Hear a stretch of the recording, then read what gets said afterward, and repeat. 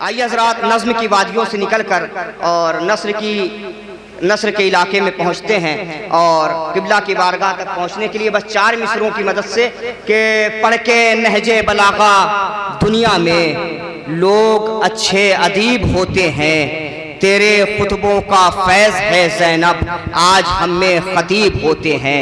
इन्हीं मिसरों के ज़रा साया मैं गुजारिश करता हूँ आली जनाब इज़्ज़त माब मौलाना ग़ुलाम हुसैन सदफ़ जौनपुरी साहब किबला की बारगाह में कि वो रौनक अफ़रोज़ मिंबर हों और अपने बयान से मोमिनीन के क़ुलूब को मुनव्वर फरमाएँ।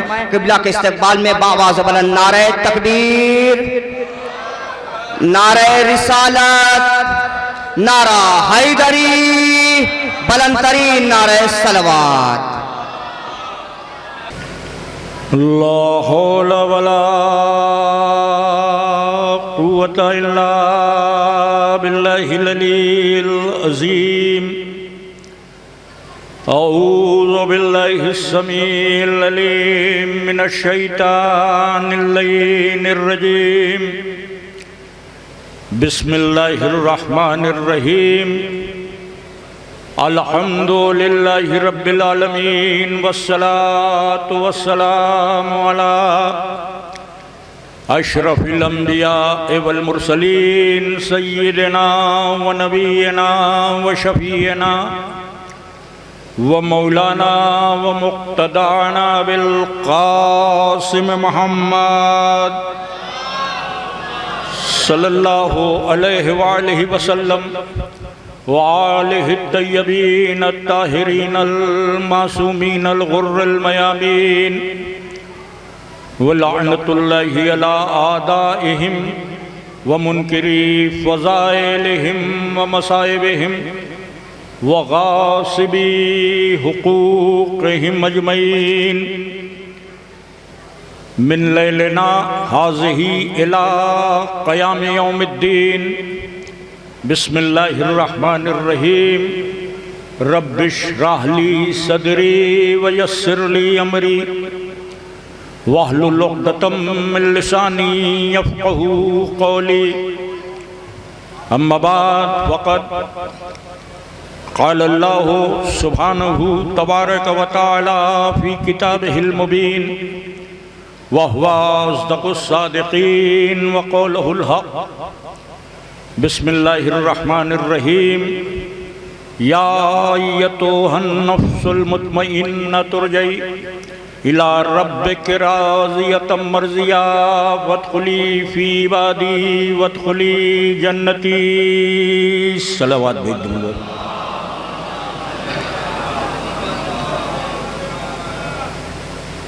क़िबला काबा मौलाना मुस्लिम साहब से दरख्वास्त है कि इधर तशरीफ़ ले आएँ, वहाँ हौसला अफजाई के लिए आ जाएँ तशरीफ़ लाएँ।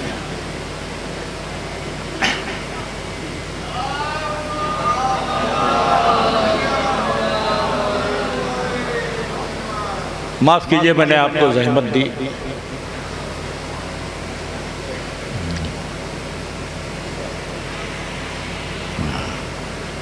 तशक्कुर। हज़रात, आज की ये मजलिस असल में शब-ए-दारी की पेशखानी है। आज आप शब-ए-दारी में मसरूफ़ रहेंगे। शहर के अलावा बैरूनी अंजुमनें भी तशरीफ़ लाई हैं और आप उन्हें सुनना चाहते हैं। कुछ देर मुझे भी गवारा कर लें। आपकी समातों पर हो सकता है गराबारी का एहसास हो, क्योंकि जहन में अंजुमनों को सुनना है तो जाकिर दरमियान में बोझिल मालूम होता है। लेकिन फिर भी ये वो ज़िक्र है कि नज़्म में हो कि नस्र में हो, रूह को बहरहाल ताज़गी अता करता है। बहुत ज़्यादा तवील गुफ्तगू करने का कोई इरादा नहीं है। बहुत इख्तिसार के साथ आपकी खिदमत में कुछ मारूज़ात हाजिर करना मकसूद हैं और फिर आप होंगे और आज की शब ज़िक्र हुसैन का सिलसिला नौहो बुका के साथ आप समाअत फरमाएंगे। मैंने कुरान हकीम के सूरा निशान 79 सूरह वल फज्र की आखिरी 4 आयतों की तिलावत का शरफ़ हासिल किया है और आपकी खिदमत में मुसलसल जहाँ भी मुझे मजलिस खिताब करने का शरफ़ हासिल हो रहा है, ज़िक्र करने की सादत नसीब हो रही है, तो मैं इन्हीं आयतों के ज़ैल में इरफ़ान करबला के हवाले से गुफ्तगू करने की कोशिश कर रहा हूँ। यहाँ भी सिलसिला बयान वही है, चूँकि ये सूरह वल फज्र कुरान हकीम का वो सूरा है कि जो अपने दामन में गोया करबला को समेटे हुए है और जो कुछ करबला और उसके असरात और उसकी असर पज़ीरी है, उन सब को खालिक ने अलामतों में बयान किया। शुरू हो रहा है कसम से, सुबह की कसम, 10 रातों की कसम। उसके बाद मुसलसल 26 आयतों तक फसाद करने वालों का जिक्र, फसादियों का तस्करा और फिर उनके भयानक अंजाम के सिलसिले में गुफ्तगू। 27वीं आयत से रुख बदल गया और खालिक ने आवाज़ दी कि ऐ नफ्स मुतमईन, पलट आ अपने रब की तरफ। अल्लाह तुझसे राज़ी है, तू अल्लाह से राज़ी है। मेरे ख़ास बंदों में शामिल होकर मेरी जन्नत में दाखिल हो जा। फसाद का नतीजा हमेशा इस्तिराब और बेचैनी। जब भी फसादात हों, किसी नवैयत के फसादात हों, जहन मुंतशिर होगा, तबीयतें बेचैन होंगी, एक इस्तिराब का आलम होगा, एक परेशानी की कैफियत होगी।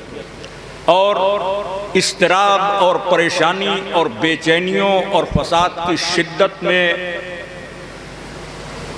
यकीन पर बाकी रहने के लिए उसके दरे दौलत पर आना पड़ेगा जिसको अल्लाह ने नफ्स मुतमईन कहा, क्योंकि नफ्स मुतमईन से दौलत यकीन हासिल होती है। ये जो ज़िक्र के सिलसिले हैं, ये जो मजालिस हैं, ये जो रात भर शब्बेदारियाँ हैं, ये जो अंजुमनों की नौहाखानी है, ये उसी नफ्स मुतमईन की याद है कि जिसने सबसे अजीम इंतशार में अपने नफ्स को इतनी इत्मीनान की मंजिल पर रखा कि जब उसके गले पे खंजर रवा हुआ तो खालिक की तरफ से आवाज़ आई, या अय्यतुहन नफ्सुल मुतमइन्ना, ऐ नफ्स मुतमईन अपने रब की तरफ पलट आ। ज़ानिगरामी, इंतशार और इस्तिराब का इलाज यही ज़िक्र है जिसे हम ज़िक्र हुसैन कहते हैं। और इस ज़िक्र का सबसे ज़्यादा गहरा रिश्ता आंसुओं से, अश्के अज़ा से। इमाम हुसैन के ज़िक्र का रब्त आंसुओं से इतना मुस्तहकम है कि हुसैन और आंसू गोया एक दूसरे के लिए लाजिम व मलजूम होकर रह गए। लफ्ज़ हुसैन लबों पर आता है तो आंखें नमनाक हो जाती हैं, दिल में गुदास पैदा हो जाता है, एक सोच की कैफियत तारी हो जाती है। और हुसैन पर आंसू वक्त के धारे के खिलाफ मोजज़ाती तौर पर 1400 बरस से जारी है, क्योंकि आंसुओं में दैरपाई नहीं है। गमों का एहसास हमें रुलाता है और गुजरता हुआ वक्त मरहम बन जाता है, आंसू खुश्क हो जाते हैं। आप अपने हमारे खानदानों में, घरों में कितने लोग जुदा हो गए। मेरे माँ बाप रुखसत हो गए, आप में बहुत से लोग होंगे जिनके वालिदैन, भाई बहन दुनिया से चले गए। तो जिस दिन इंतकाल होता है, जिस दिन फिराक होता है, उस दिन तो बहुत आंसू गिरते, मगर 6 महीने बाद, साल भर बाद आंसुओं का बांध बंध जाता है। फिर अपने वालिदैन के लिए आंख में आंसू नहीं आते। ये नहीं है कि याद नहीं रहती, ये नहीं है कि मोहब्बत नहीं है, मगर आंसू का सिलसिला इसलिए रुक गया कि फितरी तौर पर गुजरता हुआ वक्त आंसुओं के सोतों को खुश्क कर देता। दुनिया के हर गम में आंसू खुश्क हो जाते हैं, बस एक गमे हुसैन है कि जिसमें 14 सदियों से आंसू जारी है। जमाने गुजर रहे हैं, आंसुओं का कारवां अपनी जगह है। आंसू भी हैं, इनकलाब भी हैं, जुल्म के खिलाफ एहतजाज भी हैं। एक ऐसी सदा है ये आंसू कि जिसके सैल में तख्त व ताज बह गए। आंसुओं के सैलाब में जुल्म की हुकूमतें गरकाब हो गईं।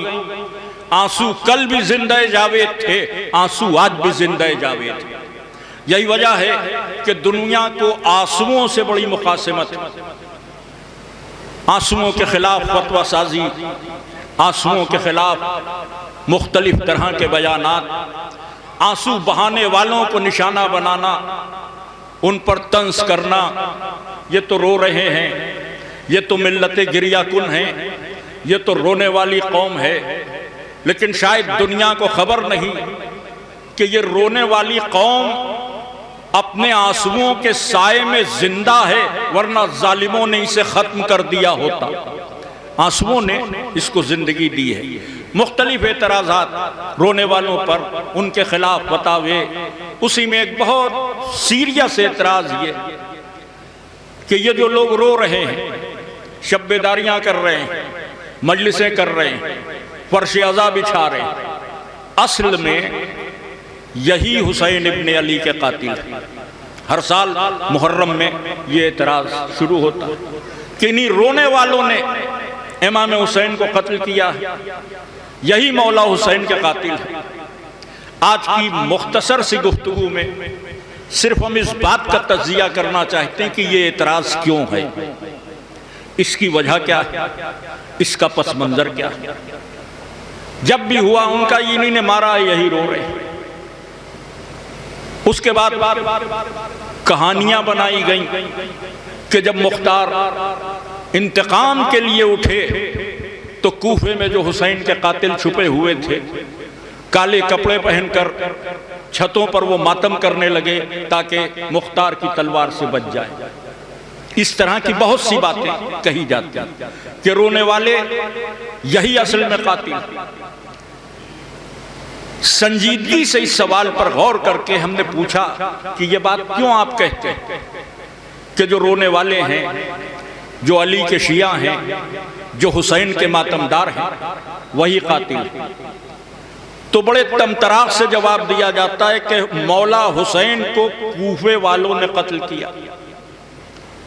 तो हमने ठीक है, कूफे वालों ने कत्ल किया। कहने लगे कि करबला में जो लश्कर जमा हुआ था उसमें सब कूफे के थे। हमने कहा तारीखी तौर पर यह बात गलत, सब कूफे के नहीं थे, अक्सरियत कूफे की थी। बसरे के भी लोग थे, शाम के भी लोग थे, यमन के भी पहलवान बुलाए गए थे जिनके तारीखों में नाम मौजूद है। तो सब कूफे वाले नहीं थे, मगर मेजॉरिटी अहले कूफा की थी।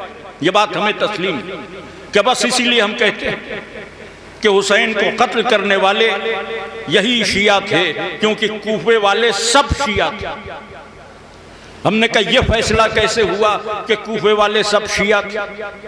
उनका यह फैसला यूं हुआ कि अली ने मदीने से दारुल खिलाफा हटाया और कैपिटल को इस्लाम की कूफे ट्रांसफर किया।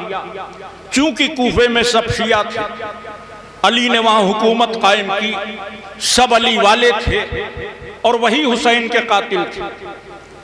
तो ये बात उस वक्त सही होती कि जब कूफा हजरत अली के जमाने में एक बैग जमीन से उग आता या आसमान से टपक पड़ता। कूफे की तारीख तो अली से पहले की है, कूफे की हिस्ट्री तो इस्लाम से पहले की है। कूफा इराक का शहर है। दूसरे दौरे खिलाफत में कूफे को फौजी छावनी बनाया गया और साद बिन नबी वकास ने इस शहर को आबाद किया तो जो शहर इस्लामी शनाख्त दूसरे दौरे खिलाफत में अपनी कायम कर रहा है, वो दूसरे खलीफा का शहर होना चाहिए कि चौथे खलीफा का? तारीखी तौर पर मेरा सवाल है कि दूसरे दौरे खिलाफत में कूफे की अपनी हैसियत कायम हुई। हजरत अली ने उसको कैपिटल बनाया है, मगर उसका यह मतलब नहीं है कि कूफे में सब अली वाले। इसलिए कि जब हम जोग्राफियाई तौर पर कूफे का जायजा लेते हैं तो कूफे में हमें 3 तरह के लोग नजर आते हैं। कूफे में यहूदी भी हैं, कूफे में ईसाई भी हैं, कूफे में मुसलमान भी रहते हैं। कूफे के यहूदी कूफे का अंडरवर्ल्ड संभालते हैं, कूफे के ईसाई कूफे का बिजनेस देखते हैं, कूफे में आम शहरी के तौर पर मुसलमान भी रहते हैं।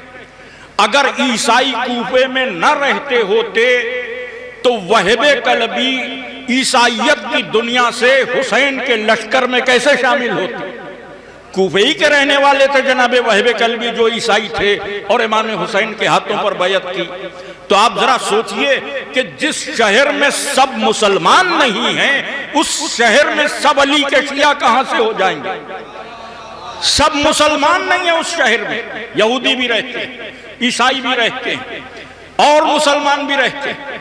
उसके बाद आप जरा सा महसूस करें तो कूफे में वाकई अली के शिया हैं कि नहीं, इसका तज्जिया भी हो जाता है। जंग जमल खत्म हुई बसरे में, हजरत अली ने कूफे को दारुल खिलाफा बनाया। जंग जमल के बाद बसरे से कूफा तशरीफ लाए। पहली बार मौला के कदम कूफे में आ रहे हैं। ऐलान हो गया कि मुसलमानों के खलीफा अमीरुल मोमिनीन अली अलैहिस्सलाम कूफे तशरीफ ला रहे हैं, जुमे की नमाज पढ़ाएंगे। पहला जुमा है और इस पहले जुमे में लोग इस कदर शिद्दत से शरीक हुए हैं कि मस्जिद कूफा के दरवाजे तक जगह नहीं है।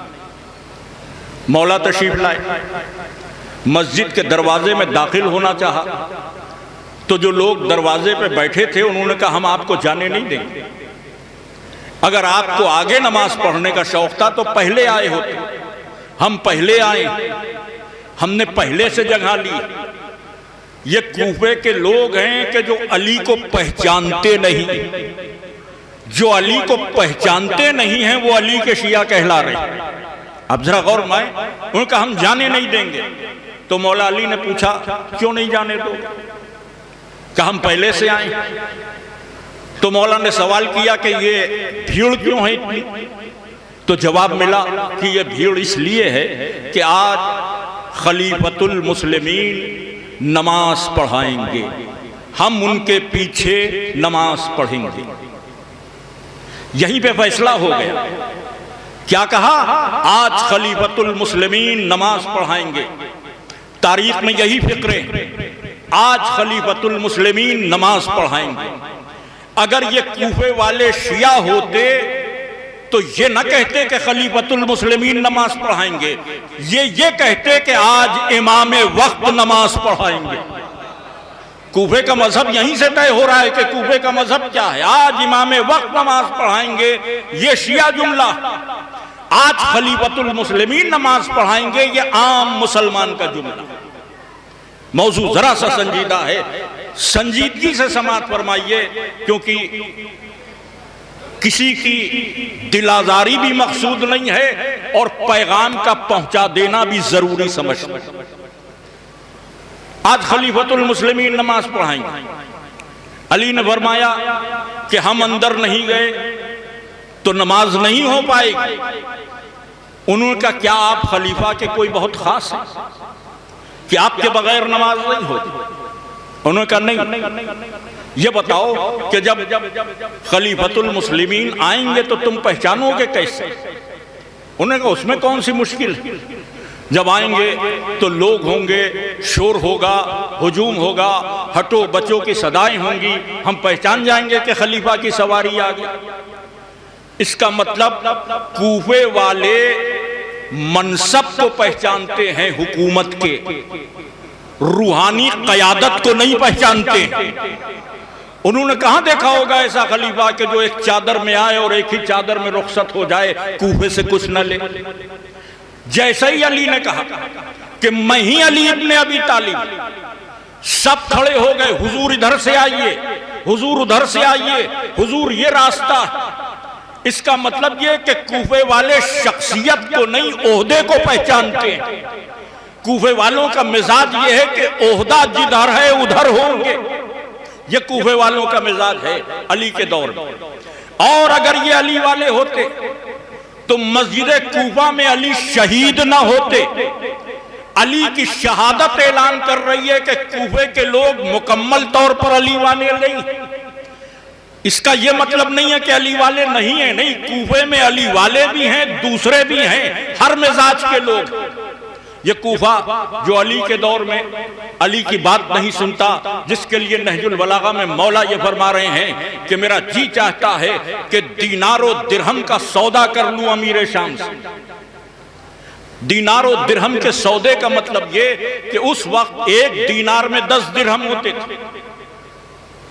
अपने 10 देकर उसका एक ले लूं। नहजुल बलागा में यह इरशाद मौजूद है कि अपने 10 देकर उसका एक ले लूं। और वजह भी बयान की कि शाम वाले जानते हैं कि उनका अमीर बातिल है, मगर वो इसकी इताअत करते हैं। तुम जानते हो कि मैं हक पर हूं, मगर तुम मेरी बात नहीं मानते। तो कूफा अली का मुखालिफ तो हो सकता है, मुकम्मल तौर पर मुआफिक नहीं नजर आया तारीख में।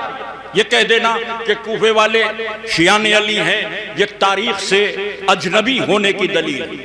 फिर यही कूफा इमाम हसन के दौर में जो पैरों से मुसल्ला खींच रहा, जो पिंडली पे तलवार मार रहा, ये कूफे ही के लोग जिन्होंने इमाम हसन को जख्मी किया।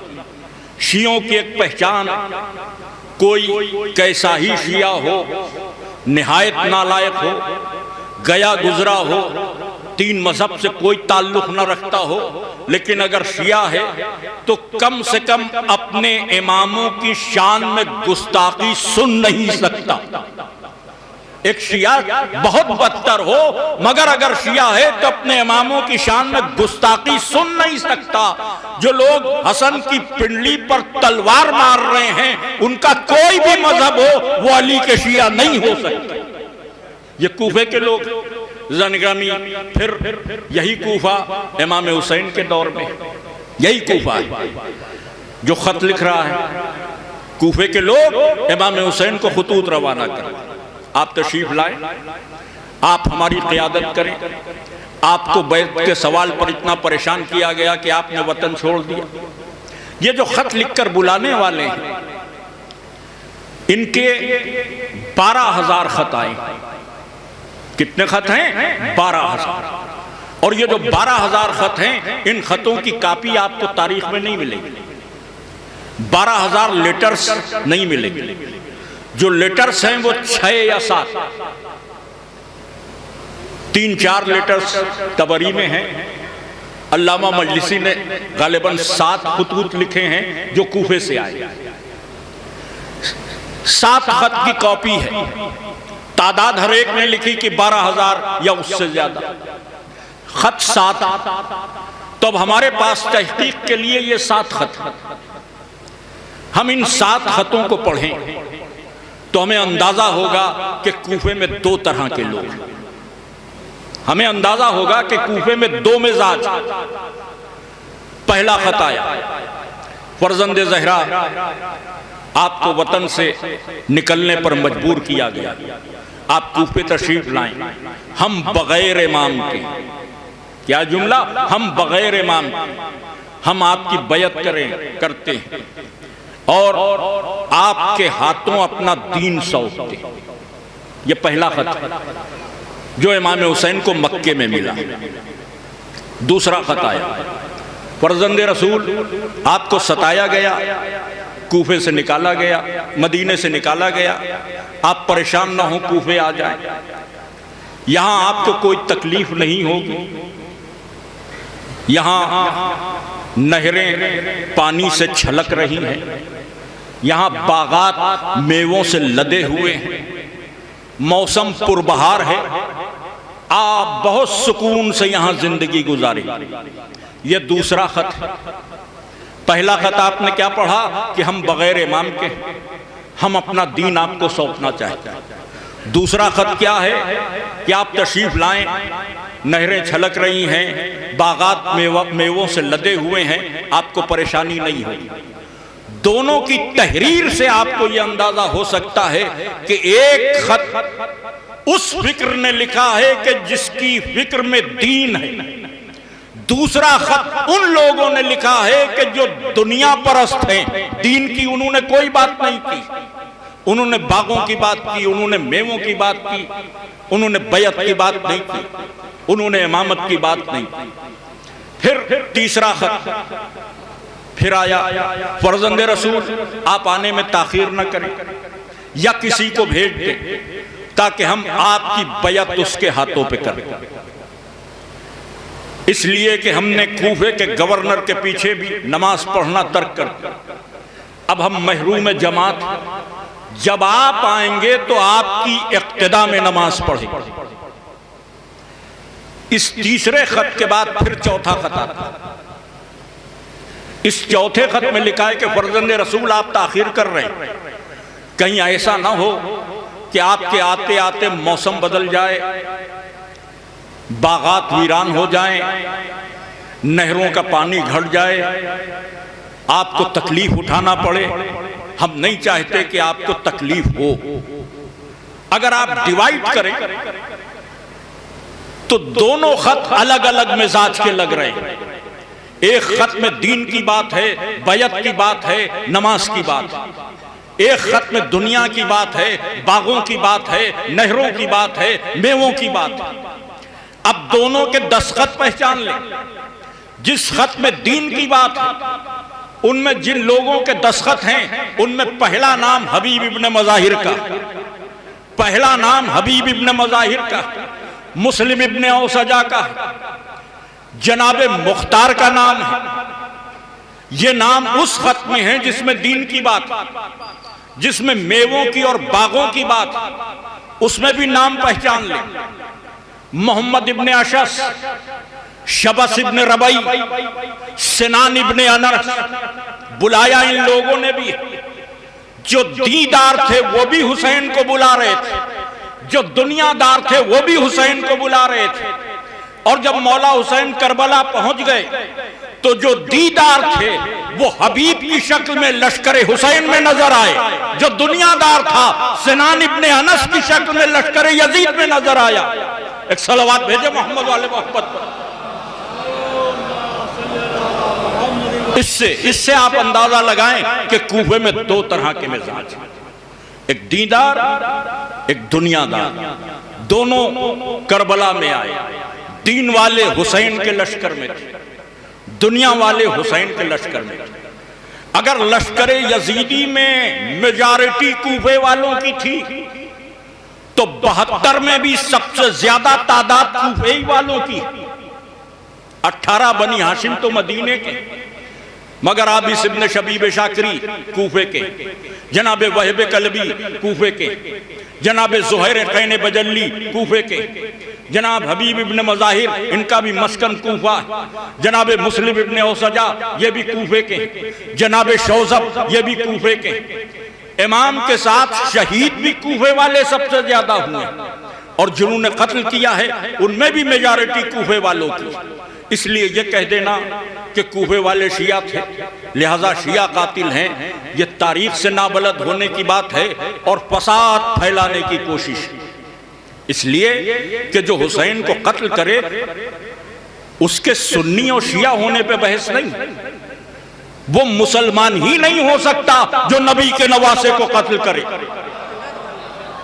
उसको इस्लामी फिरकों में ढूंढने की कोशिश क्यों? उसको अगर इस्लामी फिरकों में ढूंढा जा रहा है तो इसका मतलब वो लोग मुसलमानों के साथ और इस्लाम के साथ साजिश कर रहे हैं। भाई कूफे वालों के मजहब की तलाश और इमाम हुसैन के कातिलों के मजहब की तलाश की, ये इस फिरके से थे उस फिरके से थे। हमने आज तक कभी हुसैन के कातिलों को मुसलमानों के किसी फिरके से नहीं जोड़ा। हमने नहीं कहा कि माज़ल्ला इमाम हुसैन के कातिल फलां फिरके के थे, फलां फिरके के थे। हम नहीं कहते। हमारी ये समझ में आता है कि जो ला इलाहा इल्लल्लाह और मोहम्मदुर रसूलुल्लाह कह रहा है, इसका मतलब हुसैन के नाना का कलमा पढ़ रहा। आज का मुसलमान अगर नबी का कलमा पढ़ेगा तो वो हुसैन का तो हो सकता है, यजीद का होने का कोई सवाल नहीं। और अगर कोई नबी का कलमा पढ़ने के बाद यजीद की बात कर रहा है तो वो मुसलमान नहीं है, या कम से कम मुनाफिक जरूर है। इस्लाम का लिबादा ओढ़े हुए मुनाफिक जरूर है। इसलिए कि रोने वाले कभी कातिल नहीं हो सकते। खुदा ना खास्ता मिसाल दे दूं, बात बच्चों की भी समझ में आ जाए। खुदा ना खास्ता इत्तला मिले कि किसी का कत्ल हो गया। किसका कत्ल हो गया? पहला सवाल, फलां साहब बहुत अच्छे थे, किसने कत्ल कर दिया? दूसरा सवाल। जब कोई कत्ल होता है तो पहले फितरी तौर पर इंसान मकतूल को पहचानना चाहता है, फिर कातिल। पहले मकतूल को पहचानना चाहता है, फिर कातिल। फलां साहब कत्ल हो गए, किसने कत्ल किया नहीं मालूम। हमने कहा चलिए देखते। जहां पे कत्ल हुआ वहां गए तो कुछ नौजवान, कुछ लोग रो रहे थे, कुछ लोग दूर खड़े आपस में बातें कर रहे थे, मुस्कुरा रहे थे। मैंने कहा कि मैंने पहचान लिया किसने कत्ल किया। अब आप साथ थे, आपने कहा कौन? हमने कहा ये जो लोग रो रहे हैं इन्होंने कत्ल किया। वो जो दूर खड़े बातें कर रहे हैं और मुस्कुरा रहे हैं वो हमदर्द हैं मकतूल के, उसके दोस्त हैं।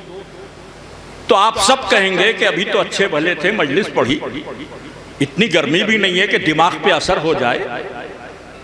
अरे भाई मैंने क्या गलत कहा? नहीं साहब, जो रो रहा है वो मकतूल का बेटा है, उसका बाप मारा गया, उसके बच्चे हैं, उसके घर वाले हैं, उसके भाई। और वो जो दूर खड़े आपस में बातें कर रहे हैं उसका झगड़ा था इस मकतूल से। तो मालूम ये हुआ कि रोने वाले कातिल नहीं होते, हंसने वाले हमदर्द नहीं होते। रोने वाले कातिल नहीं होते, हंसने वाले हमदर्द नहीं होते। जो मुहर्रम में सीना पीट कर रो रहे हैं वो कातिल नहीं हो सकते। जो मुहर्रम को मेला बना रहे हैं वो हमदर्द नहीं हो सकते।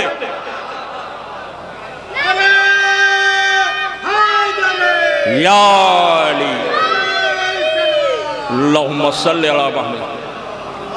वो हमदर्द नहीं हो सकते जो हुसैन के गम को खुशी में बदलने की सही कर रहे हैं।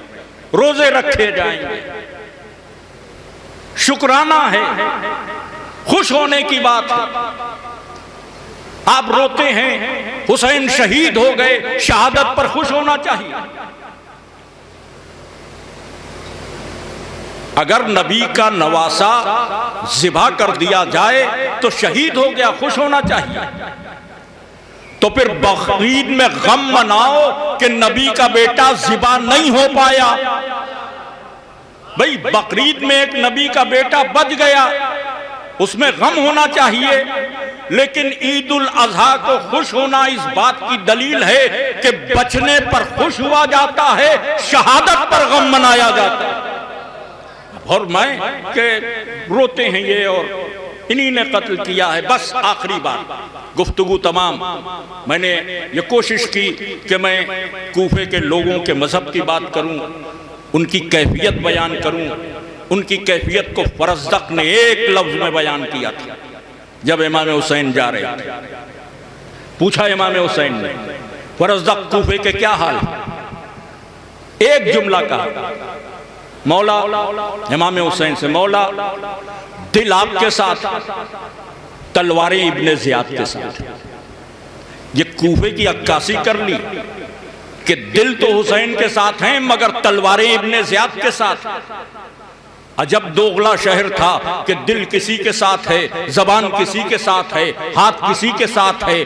पहले ये क्वालिटी कूफे में थी, अब लगता है पूरी दुनिया कूफा हो चुकी है। दिल बनी उमैया के साथ है, जबान पर हम तो हुसैन को मानते हैं, हम तो नबी के खानदान को मानते हैं, मदोसना बनी उमैया की करते हैं। तो वो मिजाज जो कूफे का था वो आज भी हमें नजर आता है नासबियों में। बहरहाल बात सिर्फ इतनी सी है कि जो मौला हुसैन के कातिल थे वो अली वाले थे, वो शिया थे, मजहब की बात है ना। नाम तो सबको मालूम, किताबों में नाम सबके लिखे। जिसने मौला हुसैन को शहीद किया मेन कातिल शिम्र इब्ने जिलजौशन, यही तो है। नाम में तो कोई इख्तिलाफ नहीं, नाम तो हर मुअर्रिख ने लिखा कि शिम्र ने कत्ल किया। मजहब की बात, ये जो मोहतरम मजमा बैठा है इसके सामने हाथों को जोड़कर एक लम्हे के लिए मान लीजिए कि शिम्र शिया था। एक लम्हे के लिए हमने मान लिया शिम्र शिया था। शिम्र को कौन लाया? उमर साद बिन अबी वकास का बेटा, यह भी शिया था। उमर साद को किसने भेजा? कमांडर इन चीफ बनाकर इब्ने ज़ियाद। हमने मान लिया कि इब्ने ज़ियाद भी शिया था। इब्ने ज़ियाद को कूफे का गवर्नर किसने बनाया? यजीद। हमने मान लिया वो भी शिया था। यजीद को खलीफा किसने बनाया? उसके बाप अमीर शाम ने। हमने मान लिया वो भी शिया था। अमीर शाम को शाम का गवर्नर किसने बनाया? कब? दूसरे खलीफा ने, वो भी शिया था। दूसरे खलीफा को खिलाफत किसने दी? पहले खलीफा ने, वो भी शिया था। शिम्र से लेकर वहां तक सब शिया, हमने मान लिया। तो जब आज के शिया अपने बुजुर्गों पे लानत भेजते हैं तो आपको क्यों बुरा लगता?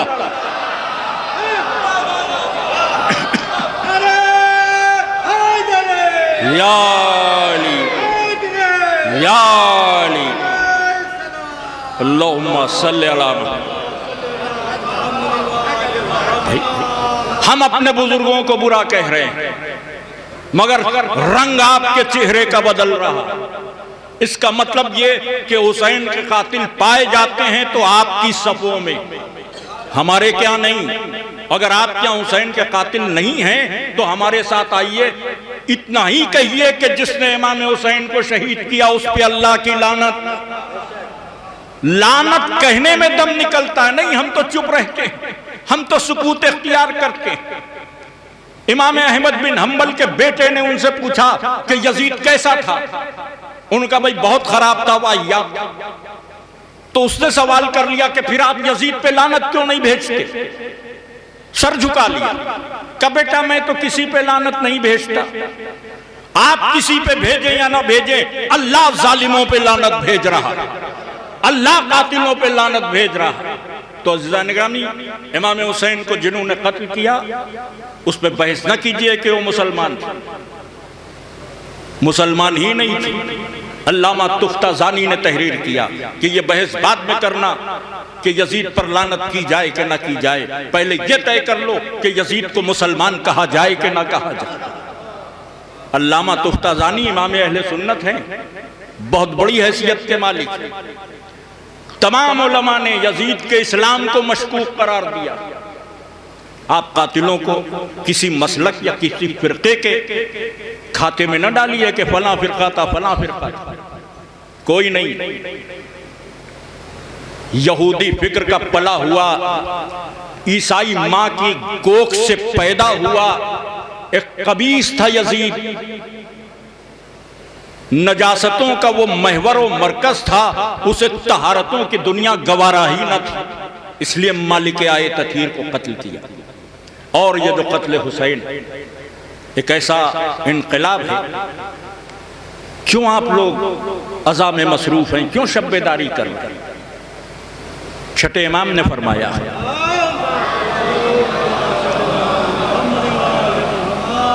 मेरे जब हुसैन की शहादत में मोमिनों के दिलों में, छठे इमाम कह रहे हैं, मोमिनों के दिलों में ऐसी हरारत पैदा कर दी कि जो क़यामत तक ठंडी ना होगी। तो जो मोमिन का दिल है वो गमों की आग से यकीनन पिघलेगा, और जब पिघलेगा तो आंखों में आंसू आएंगे। जब हुसैन याद आएंगे तो आंसू भी आएंगे, उनका जिक्र भी होगा, उन पर गिरिया भी होगा। याद हुसैन में ये शब्बेदारी है। ज़ानिगरामी, शब्बेदारी का मतलब रात भर जागना। यूं तो शब्बेदारी की बड़ी अजमत है, रातों में जाग कर फिक्र करना और जिक्र करना इबादत अजीम में। तफक्कुर के लिए कहा गया कि जो रातों में सोचते हैं हमारी आयतों में, अल्लाह की आयतों में, उनका सवाब आबिदों से ज्यादा है। जो जागते हैं, जो जिक्र करते हैं, उनका सवाब भी बेपनाह। यह फर्श अज़ा ऐसी जगह है कि जहां फिक्र भी है, जिक्र भी। आप नहो सलाम सुनेंगे तो वो आपकी फिक्री तामीर का सिलसिला भी कायम करेंगे, और जो आप नहो मातम करेंगे उसमें जिक्र भी होगा। लेकिन ये जो शब्बेदारियां, इसका पस मंजर याद हुसैन के हवाले से कुछ रातें हैं जो बहुत सख्त हैं। कम से कम 3 रातें ऐसी हैं कि जिनमें अहले बैत सोए नहीं। एक शब आशूर, शब आशूर की शब्देदारी, एक शाम गरीबा है, बीवी ज़ैनब और चौथे इमाम की शब्देदारी, एक 10वीं सफ़र की रात जिंदाने शाम में एक नन्ही सी मैयत का उठना, वो भी शब्बेदारी। कितनी शब्बेदारियां अर्ज कर सकता हूं, कह नहीं सकता। शब आशूर ख़याम में चिराग बुझाकर अंसार आजमाए जाते थे। ये रात इबादत के लिए मोहलत ली गई है, एक रात इबादत, मगर इबादत के साथ साथ हिफाजत का भी सवाल है। औरतें हैं, बच्चे हैं, खैमों की हिफाजत मौला हुसैन ने तरतीब दी कि रात के कुछ हिस्से में कुछ लोग पहरा देंगे, कुछ लोग इबादत करेंगे। फिर इबादत करने वाले उठकर पहरे पर चले जाएंगे, पहरे वाले आ जाएंगे, इबादत करेंगे। ये तश्कील दिया इमाम ने निज़ाम। कुछ मुसल्ले पर बैठ गए, कुछ पहरे पर चले गए। अजब रात है, सब मौजूद तो हैं मगर बेकसी। कभी महसूस कीजिए आप शब्बेदारी कर रहे हैं, मजलिस से निकलेंगे, अंजुमन सुनेंगे, बाहर सबील लगी, शरबत पी लिया, चाय पी ली, यकीनन रात भर जागेंगे, सवाब होंगे, लेकिन थकने लगे तो बैठ गए, चाय भी मिल गई, शरबत भी मिल गया, पानी भी मिल गया, लेकिन शब आशूर की शब्बेदारी में एक बूंद पानी न था। अजब शब्बेदारी थी, अलतश की आवाजें थी। निस्फ शब का वक्त था, पहरे पर ज़ोहर कैन थे। शिम्र मलऊन ने रात की तारीकी में पीछे से हमला किया, औरतों और बच्चों के खैमों में दहशत फैलाई जाए। ज़ोहर कैन ने हमले को रोका। शिम्र पसपा हुआ, भागने लगा, तो पहचान कर ज़ोहर कैन ने कहा कि शिम्र, दीन तो पहले ही बेच दिया था, अरब की गैरत भी बेच डाली, आधी रात में छुपकर औरतों और बच्चों के ख़याम पर हमला करता। वो वापस चला गया। खबर इमाम को हुई। इमाम ने कहा, हाँ, नासिरों की कमी 72 हैं, क्या करें, कैसे इबादत करें, कैसे हिफाजत करें। का खैमे की पुष्ट पर एक खंदक मेरे भाई अब्बास ने खोदी है, जिसमें लकड़ियां, आग रोशन कर दो, पीछे से कोई हमला ना कर सकेगा, सामने से तुम लोग हिफाजत कर लेना। हुक्म इमाम पर आग जला दी गई, शोले भड़कने लगे, बच्चे महफूज तो हुए, लेकिन जैसे जैसे आग की गर्मी बढ़ी वैसे वैसे बच्चों की प्यास बढ़ी। खैमे के अंदर अलतश की आवाजों में इजाफा हुआ। पूरी रात कोई न सोया। निस्फ शब गुजर चुकी। मौला हुसैन मुसल्ले से उठे, मक्तल में गए, और जब मक्तल से लौटे तो ख़याम की तरफ गए। जब खेमों की तरफ गए तो सबसे पहले जिस खेमे पे गए वो छोटी बहन बीबी ज़ैनब का खेमा था। दर खेमा तक गए तो अंदर का मंजर ये था कि बीबी अपने दोनों शहजादों से कह रही थी कि कल मामू पर अपनी जान कुर्बान कर देना। दोनों बच्चे ये कह रहे थे कि अम्मा मामू से बस रिजा दिलवा दीजिएगा। आंखें भीग गई हुसैन की। चले उस खेमे से दूसरे खेमे की तरफ। यहां भी दरे खेमा पर रुक गए तो छोटी बहन बीबी उम्मे कुलसूम गिरिया कर रही थी। मैं अपने भाई पर किसको निसार करूं? अब्बास गाजी सर झुकाए खड़े थे। बीबी आपका फिदिया मैं बन जाऊंगा। वहां से आगे बढ़ गए। तीसरा खेमा एक बेवा का खेमा। ये एक बेवा का खेमा था। एक 13 बरस के बच्चे से कह रही थी, ये उम्मे फरमा हैं, बेटा कासिम तुम बहुत छोटे थे जब यतीम हो गए, चचा ने बाप बनकर पाला है, कल अगर अपनी जान कुर्बान न करोगे तो लोग मेरे दूध की तासीर पर तंज करेंगे। ज़ानिगामी यहां से भी आगे बढ़ गए। आगे बढ़े। एक खैमा है। खैमा क्या है? हसरतों का खैमा। एक शमा जल रही है, एक कड़ियल जवान आराम कर रहा है, उम्मे लैला जुल्फें सवार रही। बीबी आज की रात अली अकबर को देख लो, कल ये चेहरा खाको खून में गलता हो जाएगा। जज़ाकुम रब्बुकुम खैरन जज़ा। आगे बढ़े। वहां से आगे बढ़े। आखिरी खैमा। इस खैमे के करीब आए तो इस खैमे में कोई आवाज नहीं थी, बल्कि किसी बीबी के सिसकने की सदा थी। पर्दा हटाकर इस खेमे में अंदर चले गए तो अजब मंजर था। झूले पे सर रखे एक मां रो रही थी। हुसैन ने आवाज दी, उम्मे रबाब, उम्मे रबाब के अली असगर बहुत प्यासे हैं। हाँ मौला प्यासे तो हैं, मगर मेरे रोने का सबब इनकी प्यास नहीं है। रबाब फिर क्यों रो रही हो? आका आज की रात रबाब बहुत बदनसीब है। क्यों, क्या हो गया? आका कल तक मुझसे ज्यादा खुश नसीब कौन था? मैं एक हकीर कनीज, मगर मेरा शौहर जन्नत के जवानों का सरदार, अली और फातिमा की बहू होने का शरफ मिला। अल्लाह ने यह भी करम किया कि गोद भी भरी, एक बेटा भी दिया, एक बेटी भी अता की। मगर आज की रात रबाब बहुत बदनसीब है। हर खैमे में माएँ अपने बच्चों से कह रही हैं कि कल आका पे कुर्बान हो जाना। मैं किससे कहूँ? मेरा अली असगर तो अभी 6 महीने का है। मैं किससे कहूँ? सकीना 5 बरस की है, मख्तल में नहीं भेज सकती। जी चाहता हाथों को जोड़ूं, अर्ज करूं, बीबी आपकी कुर्बानी तो इतनी अजीम होगी कि करबला फतह न होगी जब तक 3 भाल के तीर से नन्ना सा गला न छिद जाए, और जिंदाने शाम फतह न होगा जब तक नन्ही सी मैयत न उड़ जाए।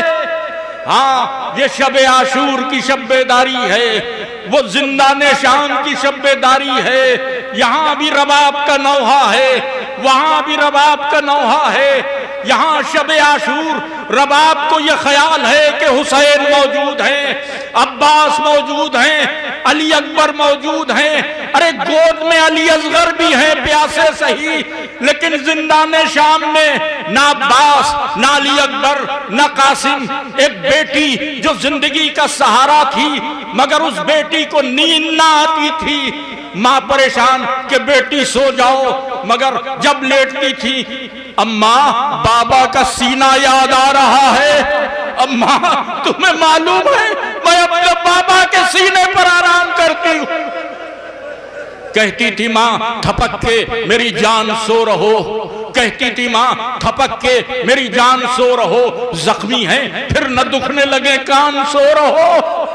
फरमाती थी फुफी के मैं कुर्बान सो रहो, कुबरा ये कहती थी बहने कान सो रहो। जी चाहता है चैन मिले कोई दम तुम्हें, बाबा जो आएंगे तो जगा देंगे हम तुम्हें। नींद आई तो बीबी ज़ैनब और बीबी उम्मे रबाब नमाज शब के लिए खड़ी हो गई। अभी कुछ लम्हे गुजरे थे कि चीख कर सकीना उठी, अम्मा अभी मेरे बाबा आए थे, अम्मा अभी मेरे बाबा आए थे, कहां चले गए? कुछ इस शिद्दत से बेटी ने बाप को याद किया कि सब सैदानियां रोने लगी। यजीद के महल तक ये आवाज गई, ये रात के अंधेरे में क्यों रो रही हैं बीबियां? किसी ने कहा बेटी ने बाप को ख्वाब में देखा, मलऊन ने कटा हुआ सर भेज दिया, जिंदान में सर आया। अब जो सर आया, सकीना ने बाबा के सर को देखा, मेरे मजलूम बाबा तुम्हें प्यासा ज़बा किया गया, बाबा तुम्हारे होठ पे पड़ाए हुए हैं। ए मेरे बाबा, ये कहकर चेहरे पे चेहरा रख दिया।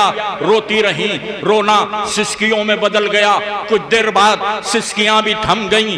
बीबी ज़ैनब ने समझा कि सकीना को सकता हुआ है, आहिस्ता से सर गोद से लिया, चाहा कि अपनी गोद में सकीना को ले लें, मगर कुछ अंदाजा हुआ, नफ्स पे हाथ रखा, रोती हुई उठी, इन्ना लिल्लाहि व इन्ना इलैहि राजिऊन। जिंदाने शाम में हुसैन की बेटी ने दम तोड़ दिया।